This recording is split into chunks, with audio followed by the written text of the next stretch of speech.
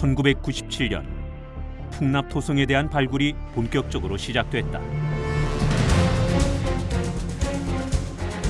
이후 쏟아져 나온 유물과 백제 흔적은 사람들의 호기심을 더욱 자극했다. 1600년 전의 서울. 과연 이곳은 어떤 비밀을 품고 있을까?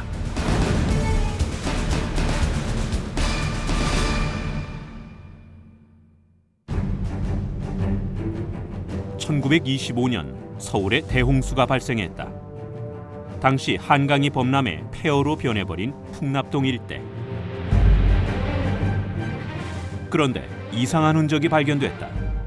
물이 휩쓸고 내려간 자리에서 백제시대와 신석기 시대의 유물이 동시에 모습을 드러낸 것. 그리고 나타난 거대한 흔적. 이는 백제 중요한 유적이 존재했다는 것을 추측하는 근거가 됐다. 풍납토성. 과연 어떻게 쌓은 성일까?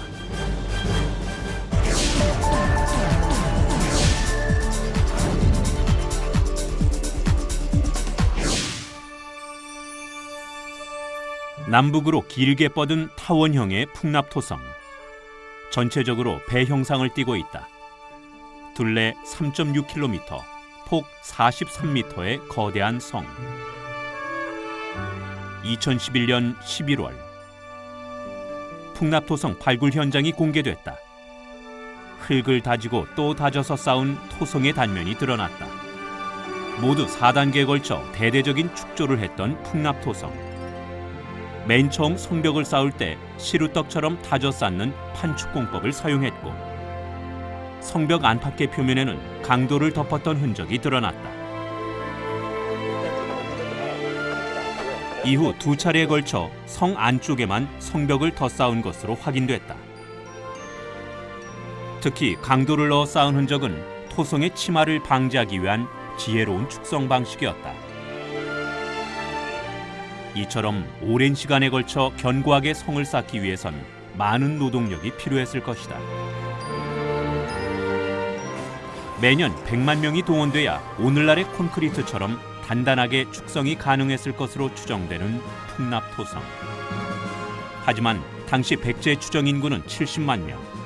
그럼에도 불구하고 이처럼 대단히 토목 사업을 벌일 수 있었던 것은 그만한 권력이 뒷받침됐기 때문일 것이다. 특히 중국과 일본에서도 풍납토성과 동일한 축조 방식이 나타나고 있다. 이는 당시 고대 동아시아 국가들이 다양한 교류 관계를 통해 자연스럽게 토목 기술을 공유했을 것으로 추측할 수 있다. 백제 토목 기술의 결정판이었던 풍납토성. 이곳에 또 하나의 기술이 숨어 있다.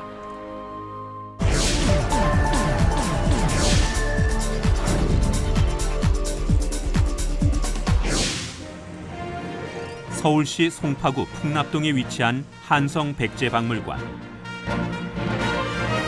초기 백제 유물 42,311점이 전시돼 있는 이곳에서 유독 눈에 띄는 유물이 있다. 앞은 돌출돼 있고 뒤는 움푹 팬 이것. 마치 블록 끼우기 장난감처럼 보이는 이 유물은 바로 토관. 토관은 일일이 하나씩 흙으로 빚어 연결시켜 사용한 관으로 땅 아래 묻어 배수를 담당하는 시설이었다. 그런데 이러한 배수 시설은 성벽에서도 찾아볼 수 있다. 경사면을 따라 만들어진 길. 성벽 가운데 움푹 들어간 이곳이 바로 배수로다. 당시 비가 오면 성벽을 타고 내려오는 물이 많았을 것이다. 또한 한강변에 위치한 탓에 범람 우려도 있었을 풍납토성. 때문에 성벽 안쪽으로 물이 들어오는 것을 막기 위해 규격화된 배수로를 만들었다. 일종의 치수시설이었다. 이처럼 풍납토성은 설계 단계부터 치밀하게 진행된 대규모 국가사업이었을 것이다. 오랜 역사의 베일을 벗고 우리 앞에 존재를 드러낸 풍납토성.